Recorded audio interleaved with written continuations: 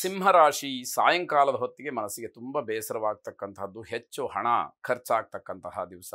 ಹಗಲೆಲ್ಲ ಯಾವುದಕ್ಕೋಸ್ಕರನೋ ಹೋರಾಟವನ್ನು ಮಾಡಿ ಫಲಿಸದೆ ನೋವನ್ನು ಬೇಸರವನ್ನು ಹೊರಹಾಕಬೇಕಾದಂಥದ್ದು.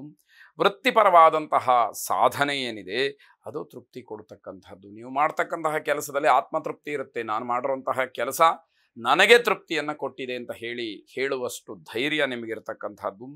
ಮನೆಯಲ್ಲಿ ಹಬ್ಬದ ವಾತಾವರಣ ಇರುತ್ತೆ, ಆದರೆ ಏನೋ ಯಾವುದೂ ಕೂಡ ಸಮಾಧಾನಕರವಾಗಿ ಇಲ್ಲ ಅನ್ನುವಂಥದ್ದು. ಒತ್ತಡಗಳಿಂದ ದೂರ ಉಳ್ಕೊಂಡ್ರೆ ಮಾತ್ರ ಸ್ವಲ್ಪ ಮಟ್ಟಿನ ಸಮಾಧಾನ ಸಿಕ್ಕಬಹುದು ಅಂತಕ್ಕಂಥದ್ದು.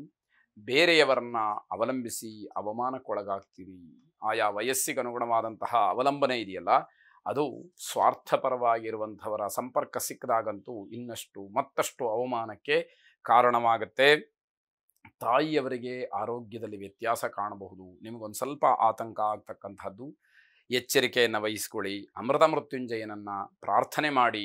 ಮೃತ್ಯುಂಜಯಾಯ ರುದ್ರಾಯ ನೀಲಕಂಠಾಯ ಶಂಭವೇ ಅಮೃತೇಶಾಯ ಶರ್ವಾಯ ಮಹಾದೇವಾಯ ತೇ ನಮಃ ಎಂಬ ಪ್ರಾರ್ಥನೆಯನ್ನು ನಿರಂತರವಾಗಿ ಮಾಡಿ. ತಾಯಿಯವರ ಆರೋಗ್ಯದಲ್ಲಿ ಇರತಕ್ಕಂತಹ ವ್ಯತ್ಯಯಗಳು ದೂರವಾಗಲಿ, ಅವರು ಆರೋಗ್ಯವಂತರಾಗಲಿ. ಶುಭವಾಗಲಿ. ಕನ್ಯಾ ರಾಶಿ ವ್ಯಾವಹಾರಿಕವಾಗಿ ಲಾಭ ನಷ್ಟಗಳ ಚಿಂತನೆ ಬಹಳ ಒಳ್ಳೆಯದು. ಸರಿಪಡಿಸ್ಕೊಳ್ಳೋದಕ್ಕೆ, ಲಾಭವನ್ನು ಪಡೀಲಿಕ್ಕೆ, ಅಭಿವೃದ್ಧಿಗಳನ್ನು ನೋಡಲಿಕ್ಕೆ ಒಳ್ಳೆಯದು. ಆದರೆ ಸಾಂಸಾರಿಕವಾಗಿಯೂ ಎಲ್ಲವುದಕ್ಕೂ ಕೂಡ ನೀವು ಲೆಕ್ಕಾಚಾರವನ್ನು ಹಾಕಿದರೆ, ಲಾಭ ನಷ್ಟಗಳನ್ನು ನೋಡಿದರೆ ಅದು ಸಂಸಾರ ಅಂತ ಹೇಳಿ ಅನ್ನಿಸ್ಕೊಳ್ಳೋದಿಲ್ಲ. ಆ ಒಂದು ವ್ಯಾಪಾರಿ ಬುದ್ಧಿಯಿಂದ ನೀವು ಹೊರಬರಬೇಕಾದಂತಹ ಅಗತ್ಯತೆ ತುಂಬ ಇದೆ ಅಂತ ಅರ್ಥ. ಸಹಾಯ ಮಾಡಿದಂಥವ್ರು ನಿಮ್ಮ ಆಶ್ರಯ ಪಡ್ಕೊಳ್ತಾರೆ. ಯಾವತ್ತೋ ನಿಮಗೇನೋ ಅನುಕೂಲ ಮಾಡಿರ್ತಾರೆ, ಇಲ್ಲ ಸಹಾಯ ಮಾಡಿರ್ತಾರೆ. ಈ ದಿವಸ ಅವರಿಗೆ ಕಷ್ಟ ಇರಬಹುದು ಅಥವಾ ಅನಿವಾರ್ಯತೆ ಇರಬಹುದು, ನಿಮ್ಮ ಆಶ್ರಯವನ್ನು ಕೇಳಿ ಬರ್ತಾರೆ. ನೀವು ಉದಾತ್ತ ಮನಸ್ಸಿನಿಂದ ಅವರಿಗೆ ಸಹಾಯವನ್ನು ಮಾಡ್ತಕ್ಕಂಥದ್ದು ಬಹಳ ಒಳ್ಳೆಯದು ಅಂತಕ್ಕಂಥದ್ದು. ಆರೋಗ್ಯದ ಬಗ್ಗೆ ಗಮನವನ್ನು ಹರಿಸಿ ತಾತ್ಸಾರವನ್ನು ಮಾಡಬೇಡಿ. ತಾತ್ಸಾರ ಮಾಡಿದರೆ ಮುಂದಿನ ದಿನಮಾನದಲ್ಲಿ ದೊಡ್ಡ ಮಟ್ಟದ ಕಷ್ಟವನ್ನು ಅನುಭವಿಸಬೇಕಾಗತ್ತೆ. ಹಣ ಹೂಡಿಕೆಗೆ ಉತ್ತಮವಾದಂತಹ ದಿವಸ ಇದು. ಪ್ರಚೋದನೆಯ ಮಾತಲ್ಲ.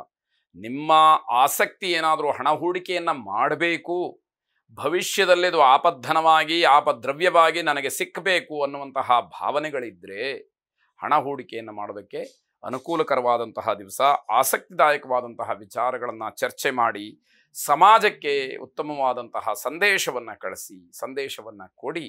ನೀವು ಆಡ್ತಕ್ಕಂತಹ ಮಾತು, ಮಾಡುವಂತಹ ಚರ್ಚೆಯಿಂದ ಹಲವಾರು ಜನಕ್ಕೆ ಸ್ಫೂರ್ತಿಯಾಗಬಹುದು. ಅದು ಸಮಾಜಕ್ಕೆ ಮಾಡಿದಂತಹ ಒಳಿತು. ಅದನ್ನು ಗಮನದಲ್ಲಿಟ್ಟುಕೊಳ್ಬೇಕು.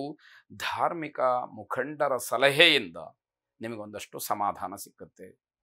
ಯಾರೋ ಅರ್ಚಕರು ಅಥವಾ ಜ್ಯೋತಿಷಿಗಳು ಅಥವಾ ಧರ್ಮ ಸಂಸ್ಥೆಗಳ ಮುಖಂಡರು ಇವರು ಆಡ್ತಕ್ಕಂತಹ ಮಾತು, ನಿಮಗೆ ಕೊಡ್ತಕ್ಕಂತಹ ಸಲಹೆ, ಇದೆಲ್ಲವೂ ಕೂಡ ಸಮಾಧಾನವನ್ನು ತರ್ತಕ್ಕಂಥದ್ದು.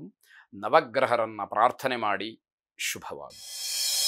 ತುಲಾರಾಶಿ ಅನಗತ್ಯವಾದಂತಹ ಮಾತಿನಿಂದ ಅಪಯಶಸ್ಸಾಗತ್ತೆ. ಯಾವುದು ನಿಮ್ಮ ಯೋಗ್ಯತೆಗೆ ಸೂಕ್ತವಲ್ಲವೋ ಅಂತಹ ಮಾತುಗಳನ್ನು ಆಡಲೇಬೇಡಿ. ಅಂತಹ ಸಂದರ್ಭಗಳು ಬಂದಾಗ ಆದಷ್ಟು ಮೌನಕ್ಕೆ ಶರಣು ಹೋಗ್ತಕ್ಕಂಥದ್ದು ನಿಮ್ಮ ಗೌರವವನ್ನು ಹೆಚ್ಚಿಸುತ್ತೆ ಅಂತ ಅರ್ಥ. ಕಾರ್ಯಕ್ಷೇತ್ರ, ವೃತ್ತಿ, ವ್ಯಾಪಾರ ಇದರಲ್ಲಿ ಹಿನ್ನಡೆಯನ್ನು ಕಾಣತಕ್ಕಂತಹ ಸಾಧ್ಯತೆ ಇವತ್ತು ಹೆಚ್ಚಾಗಿದೆ. ಹಾಗಾಗಿ ಆ ವಿಷಯಗಳು ಬಂದಾಗ ಜಾಗ್ರತೆಯಿಂದ, ಬಹಳ ಬುದ್ಧಿವಂತಿಕೆಯಿಂದ ವರ್ತಿಸಬೇಕಾದಂಥದ್ದು ಮುಖ್ಯವಾಗುತ್ತೆ. ವಾಸ್ತವವಾದಂತಹ ವಿಚಾರಕ್ಕೆ ಹೋರಾಟವನ್ನು ಮಾಡಿದರೆ ಜಯವನ್ನು ಹೊಂದುತ್ತೀರಿ ಅಂತ ಅರ್ಥ. ಯಾವ ವಿಷಯ ಸಮಾಜಕ್ಕೆ ಪೂರಕವೋ, ಯಾವ ವಿಷಯದಿಂದ ಬೇರೆ ಯಾರಿಗೂ ಕೂಡ ಹಾನಿ ಆಗುವುದಿಲ್ವೋ ಅಂತಹ ಹೋರಾಟವನ್ನು ಮಾಡಿ, ಅಂತಹ ವಿಷಯವನ್ನು ಮುಂದಿಟ್ಟುಕೊಂಡು ಹೋರಾಟ ಮಾಡಿ. ನಿಮಗೆ ಜಯಪ್ರದವಾಗತ್ತೆ. ಬೇರೆಯವರ ಜೊತೆ ಸಂಪರ್ಕ ಏನಿದೆ ಅದು ಸಮಾಧಾನವನ್ನು ಕೊಡುತ್ತೆ. ಆ ವ್ಯಕ್ತಿಯಿಂದ ನನಗೊಂದಷ್ಟು ಬೆಂಬಲ ಸಿಕ್ಕುತ್ತೆ, ನನ್ನ ಜೊತೆಗಿದ್ದಾರೆ ಅನ್ನುವಂತಹ ಧೈರ್ಯ ನಿಮಗೆ ಹೆಚ್ಚಾಗುವಂಥದ್ದು. ಸಾಮಾಜಿಕವಾದಂತಹ ಕೆಲಸಗಳಲ್ಲಿ ನಿಮ್ಮನ್ನು ತೊಡಗಿಸ್ಕೊಳ್ಬೋದು, ಅದಕ್ಕೆ ಅವಕಾಶ ಇದೆ. ಸಮಾಜದ ಸೇವೆಯನ್ನು, ಸಾರ್ವಜನಿಕ ಸೇವೆಯನ್ನು ಮಾಡೋದಕ್ಕೆ ಅವಕಾಶಗಳು ಒದಗಿ ಬರ್ತಕ್ಕಂಥದ್ದು.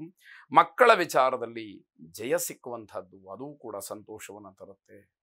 ಮಕ್ಕಳ ಅಭ್ಯುದಯ, ಅವರು ಜೀವನದಲ್ಲಿ ಸಾಧಿಸತಕ್ಕಂತಹ ಯಾವುದೋ ಒಂದು ಕ್ಷೇತ್ರ ನಿಮಗೆ ಗೌರವವನ್ನು ಹೆಚ್ಚು ಮಾಡುತ್ತೆ. ಶ್ರೀಕೃಷ್ಣನನ್ನು ಪ್ರಾರ್ಥನೆ ಮಾಡಿ. ಶುಭವಾಗಿ.